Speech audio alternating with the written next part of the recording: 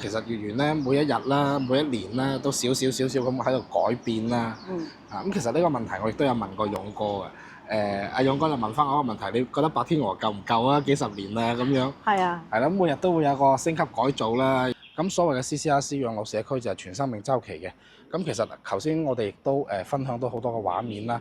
喺花園其實咩年齡段都啱嘅，佢就真係好似屋苑咁樣，係咪？咁但係到底咩人可以住呢？咁講真係。呢個養老成本係唔低嘅，係咪真係感受得到我哋所講嘅服務？呢個真係要親身去嚟呢度感受嘅，而唔係梁家榮或者阿娟喺度講咁先得嘅。大家好啊！呢個係個灣區頻道，每日咧都會更新灣區生活、退休養老、健康、理財同中老年人息息相關嘅資訊。睇片前請點擊訂閱或者旁邊嘅小鈴鐺啊！如果唔係，下次你可能揾唔到我噶啦。仲有，創作唔容易，俾個讚添啦。Hello， 大家好，我嘉榮啊。Hello， 我係阿娟啊。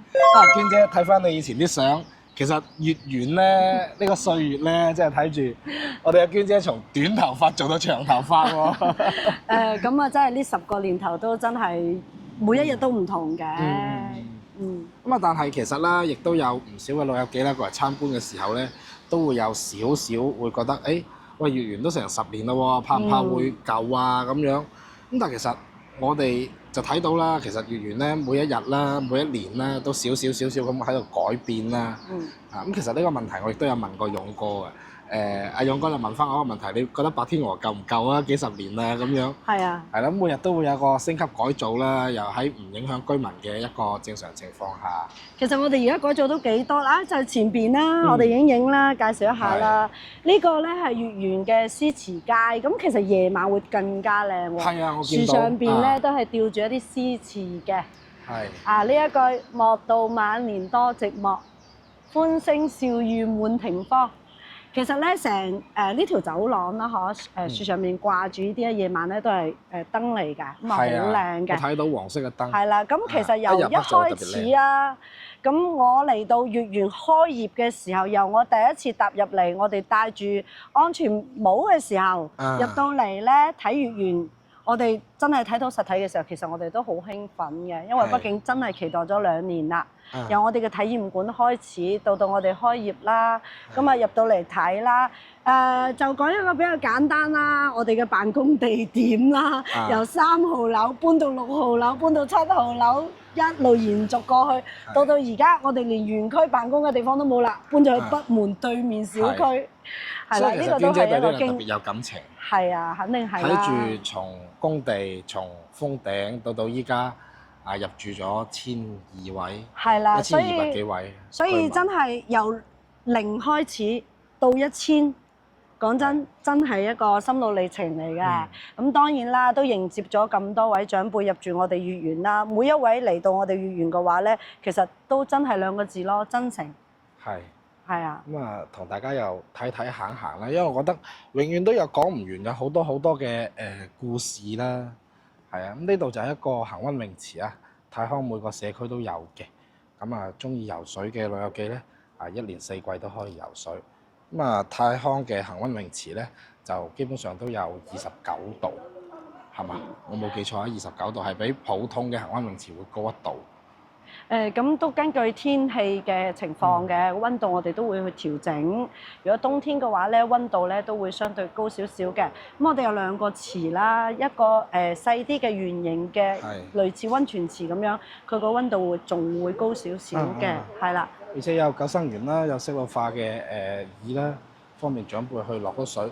所以其實即係好多人咧係唔知泰康養老或者泰康社區係點樣，或者唔信啊。佢話：有啲咁樣嘅嘢，我聽人講過，但冇嚟過。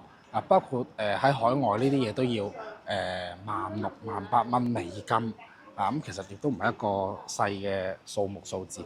咁所以亦都好想同大家即係不斷去分享一下啦，呢啲綠化嘅環境啊，同埋成個社區嘅一啲環境啊。睇到亦都有葡萄嘅果實，果樹嚟㗎。其實園區嘅話咧，都有好多果樹㗎。以前咧，我哋呢塊地咧係一個荔枝林嚟嘅，所以咧我哋當時建設嘅時候咧，都係原始保留咗2棵百年荔枝樹。咁咧每一年咧，我哋都會帶住我哋嘅長輩咧去摘荔枝嘅。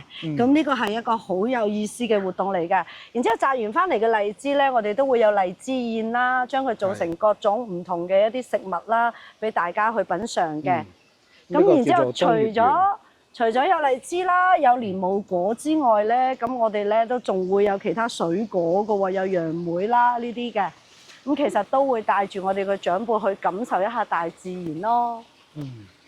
所以其實今集咧，我哋又靜靜地咁啊，同阿娟姐一齊喺社區度散下步啦、行下啦，感受一下。因為其實講咧就成日講太康嘅綠化美啊、園林美。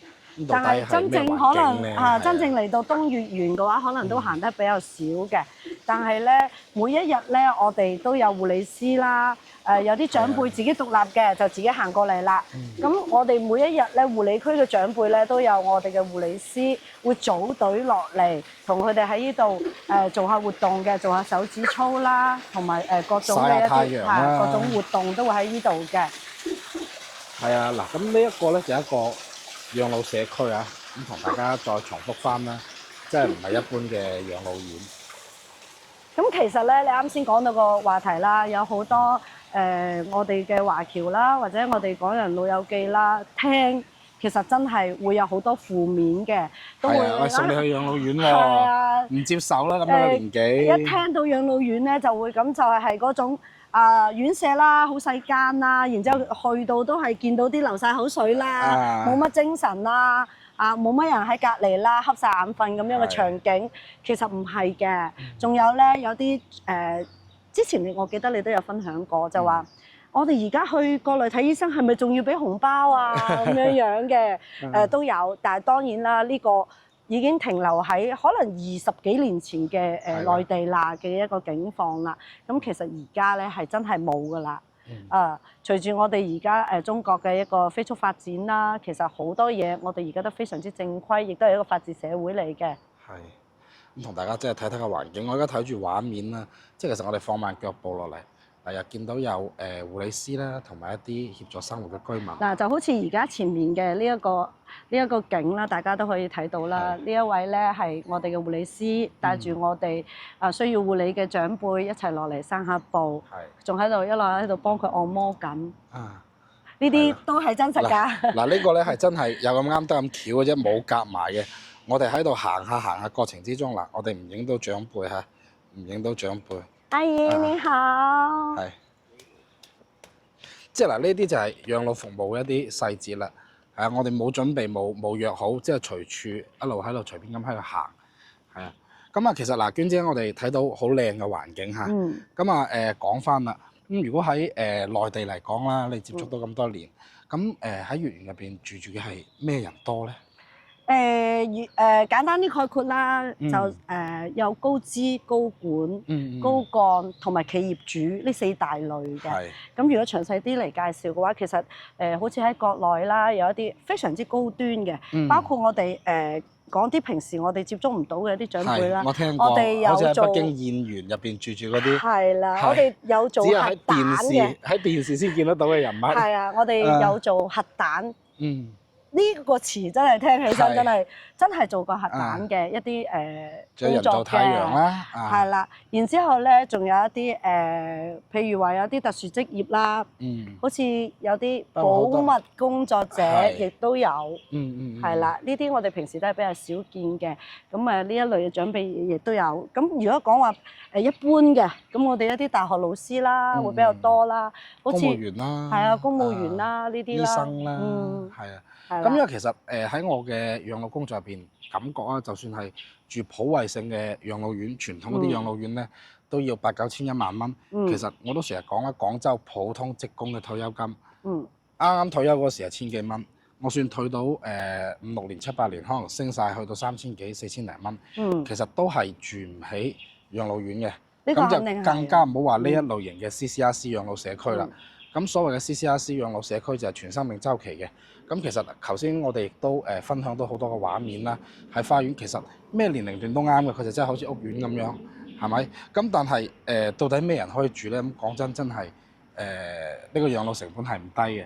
咁但係其實喺呢1-2年嚟啦，我哋接觸到唔少嘅港人啦同埋華僑啦，咁其實呢個成本對於佢哋嚟講呢，亦都唔高嘅喎。因為嗱，我哋舉例啊，好似喺我哋接觸到嘅老友記咁啦，有啲咧佢喺香港本身係租屋嘅，咁佢租間屋可能都要18,000蚊啦，18,000蚊左右啦，16,000到18,000蚊，咁仲有食飯啦，然後年紀慢慢大啦，想請個姐姐幫下手啦，咁啊大概預算落嚟最少都要3萬蚊啦。係啊，咁仲有一種咧就係可能佢自己本身有屋，咁但係仔女唔喺身邊，可能又要請個人啦，咁又差餉啊。水電啊、管理費啊、食飯啊，咁日常嘅開支。其實計落嚟咧，就真係呢筆支出咧，你對比下你喺香港嘅一個生活嘅環境啊，同埋一個質量啦，叫做係如果用翻喺我哋嘅養老社區嘅話，係啊，咁啊真係會爭好遠啦。係啊，咁如果喺海外啦，我哋都係聽一啲老友記分享，咁好似喺美國可能請個人都要5000蚊美金。係嘛？咁如果折現翻嚟，其實翻嚟呢度有一個咁全面嘅服務咁樣嘅環境咧，其實即係對於佢哋嚟講係真係有性價比嘅。係啊，咁如果同類型嘅產品喺國外都去到16,000到18,000蚊嘅美金，咁但係呢度嘅話係人民幣啊。所以呢個就係差距啦，呢個好大嘅差距。其實咧，我都呢1-2年啦，接觸咗好多一啲華僑同埋一啲港人老友記啦，嚟到之後咧，佢哋會發現一樣嘢就係呢度，我哋成日話係家啦，其實真係一個家嚟㗎，比佢哋嘅家會更加全面。我哋而家睇到可能只不過係一小部分嘅環境，但係其實佢哋生活喺一個好安全嘅社區入邊嘅，係並唔係一個養老院。佢哋嚟到之後係真係覺得。你哋唔好再掛上養老呢2個字啦，甚至會覺得係就係一個活力社區。係啦。包括其實我哋有啲老友記嚟到呢度住咧，其實佢身邊啲朋友都話吓，唔係啩？你去住養老院啊？佢話嘿，梗係唔係啦咁。即係所以其實係一個觀念問題。其實你話咩人適合嚟咧？首先係觀念係 OK 先。即係唔好話抗拒養老呢樣嘢先啦，係想為自己揾一啲品質生活啊，或者係保障啊。其實你講起觀念呢樣嘢咧，我會覺得真係除咗中國以外嘅其他國家嘅觀眾，都會好好多㗎啦。係，因為我哋而家內地仲係有好多老人家，譬如一啲潮汕啦、客家啦，甚至廣州本地嘅一啲老人家，都係帶住一啲固有嘅思維，就係居家養老。請個保姆，然之後1個月咧就換10次，換10個人，好辛苦。係啊，咁始終即係話呢個市場咧就仲係未好規範咯。即係你話居家養老，即係有幾多個服務品質啊，有幾多個服務事項啊，有幾多標準化，點樣去監管呢樣嘢？其實我相信無論喺海外啦、香港啦，抑或係國內，其實呢樣嘢都仲係未成熟嘅。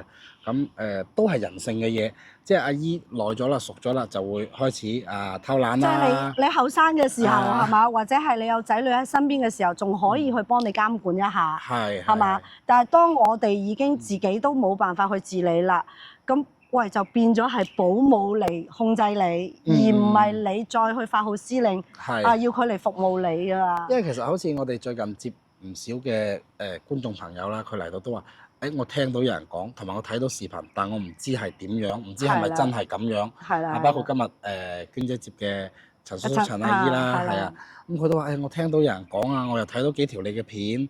咁所以我嚟睇下啦，我唔知道有啲咁樣嘅嘢喎。係啊，我真係嚟睇到係真實㗎咯。係啊係啊。咁當然我哋都好歡迎所有我哋嘅觀眾有時間嘅都過嚟體驗一下，你親身嚟體驗，你先感受得到我哋所講嘅我哋嘅服務啦。咁我哋嘅質量係點樣樣啦？我哋可以享受到啲乜嘢嘢？究竟呢萬零蚊或者係一個人頭大概1萬蚊到啦。係。你住間細啲嘅，你嘅預算1萬蚊一間房咁樣樣。2個人又好，1個人好，萬零蚊咁樣樣。你係咪真係物有所值？係咪真係感受得到我哋所講嘅服務？呢個真係要親身去嚟呢度感受嘅，而唔係梁家榮或者阿娟喺度講咁先得嘅。係咯，因為其實我哋啲片都拍到好耐啦，亦都拍到好多次啦。咁即係當然亦都有人係未睇過㗎啦，好多人係未睇過。好多，所以咧，而且我哋每一集分享嘅嘢都唔同。所以之前咧有好多客戶咧就問：誒點解你哋泰康之家而家全國咁多個社區，我從來都未睇過你哋有廣告喎，點解唔做廣告？咁呢個又同觀眾解釋下啦。因為咧，我哋泰康之家社區係為我哋嘅泰康人壽幸福有約嘅客戶去做未來嘅一個養老嘅地方嚟嘅。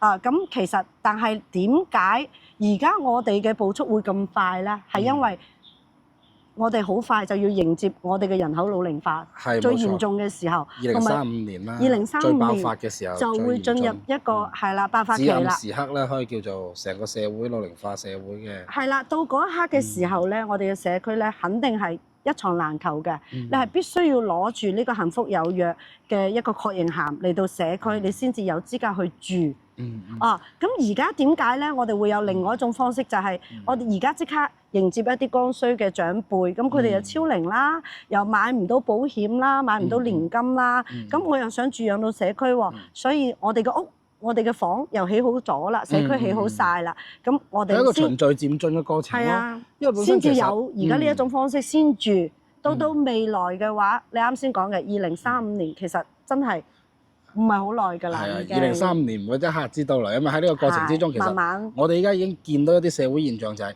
幼兒園倒閉潮已經開始啦。係啦。係嘛？咁呢個人口老齡化亦都會隨住呢個低出生率啦。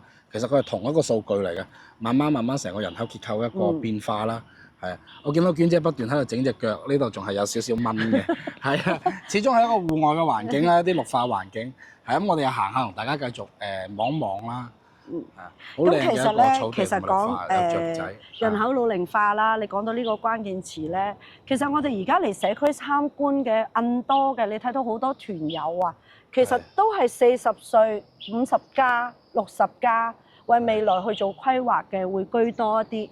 但係可能咧，就係我哋而家一啲港人老友記啊，或者係華僑咧，基本上都係我哋嘅剛需入住嘅長輩會比較多咯。因為佢哋而家可能就已經有好大嘅需求量，我想即刻去安享晚年啦。咁樣嘅客戶咧係會比較多嘅。係。咁啊，反正其實咧，我哋早2期嘅視頻咧都有傾過啦，包括有其他嘅一啲保險公司嘅養老社區啦，佢都係唔可以簽長約㗎啦，都係1年1年簽。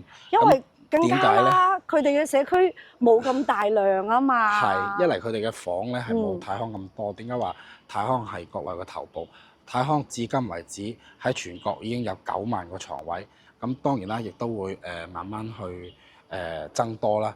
咁啊，我相信唔使好耐就去到10萬。咁一般嘅保險公司咧，亦都冇咁多嘅床位。因為其實咧點解要強調保險公司咧？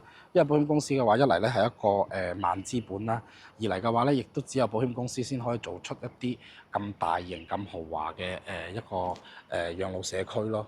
係啊，因為地產得唔得咧？都比較難啲現階段，因為地產咧，地產嘅模式完全唔一樣。佢唔係一個慢資本啊，佢哋對資金回籠啊、盈利啊嗰個需求點咧，都係比較急啲嘅。係啊，咁啊做養老咧係一個長期主義，因為我哋依家好坦白講，都講係2035年嘅事，係嘛？先係最爆發嘅時候。咁但係你唔可能2035年先嚟投資，先嚟投入，先嚟打造數據。即係至今為止，依家2026年。泰康都已經有10年嘅數據去支撐，呢10年嘅數據係包括咩呢？包括長輩入住 CCRC 社區嘅一個健康情況啦、血糖啦、慢性病啦、營養攝入啦等等各方面，係啊。咁如果再行10年，咁泰康到底有幾多數據係可以保障翻居民可以優化到佢哋嘅服務呢？係咪？咁都係呢啲都係我哋大家去考慮嘅一樣嘢嚟。所以好多時候咧，都係建議所有嘅觀眾朋友啦，我哋都係提前去做規劃。呢個規劃咧，亦都係非常之重要嘅。亦都係可以先參觀了解啦。係啊。雞蛋花呢個係係咯，咁其實養老生活咧都可以好寫意啊，咁啊睇下綠化啦，聽下流水聲啦，散下步啦，咁啊其實有唔少嘅老友記咧，就係需要請姐姐照顧嘅時候，先至會開始意識得到養老一個難點、痛點喺邊個位置。所以咧，有啲人咧一嚟到，嘉榮，你講嘅嘢我都明白。我哋做一個養老規劃啦，或者係做一個年金啦，因為我都係為未來準備，因為我照顧過屋企嘅長輩，係咪？咁其實咧有一樣嘢咧都要同觀眾朋友去講下㗎。有觀眾朋友老友記嚟到話，點解你哋每一次影咧都係空溜溜嘅，冇居民嘅？因為咧其實係有肖像權嘅，咁我哋都係咁以睇一睇啦。嗱，而家咧呢個咧就係活力養老啦。係啊，舞蹈室咧都有好多長輩咧，而家都係喺度跳緊舞嘅，啊，非常之熱鬧。啊，玻璃有冇反光？有少少，不過都睇得到。我哋阿姨好活力，喺度排練緊節目啦。嗰位係文娛嘅社工文娛師有時咧會有老師帶住我哋一齊去跳舞嘅。咁因為咧我哋逢節必過啊嘛，泰康特色。咁每一次咧我哋都會俾到舞台，俾到我哋嘅長輩去上台表演，咁可以發揮佢哋嘅特長咯。咁其實我哋嘅長輩都係非常之開心嘅。嗱，其實咧喺好多嘅宣傳貼紙啊，同埋電梯啊嘅入邊咧，我哋都成日話泰康文化係乜嘢咧？嗱，好似一棵樹嘅一個貼紙咁啦，都係有蝴蝶呢個元素喺度。咁所以咧破繭重生嚟到社區開展新嘅生活，希望每一位長輩咧都可以自由自在地飛翔啦、翩翩起舞啦、自由啦呢個理念咧係喺生活嘅方方面面度去表達出嚟嘅。都係一種追求咯，同埋一種嚮往咯，對生活嘅。呢兩棵咧就係我哋嘅百年荔枝樹啦。咁其實咧喺東月園咧仲有一個場景嘅，我哋咧會有集體婚禮嘅拍攝活動嘅。咁有一啲銀婚啊、金婚啊，甚至鑽石婚禮嘅長輩都可以喺我哋社區去舉辦呢一啲好有儀式感嘅一啲活動嘅。咁我哋每年咧都會有專業嘅攝像團隊啦，嚟到東月園啦，幫我哋嘅長輩去影一啲藝術相啦、全家相啦，甚至係一啲婚紗相都係可以嘅。咁呢個景係好靚嘅喎，咁啊睇下我哋嘅荔枝啦，荔枝都係嶺南嘅特色。我始終都係中意啲長輩入咗嚟之後破繭重生喎，又係蝴蝶嘅元素啊，係啦。五彩斑斕，呢個係真係一個新嘅生活嘅開始嚟嘅。係 OK，咁我哋今期嘅分享咧，亦都差唔多啦。我哋下期再見啦，拜拜。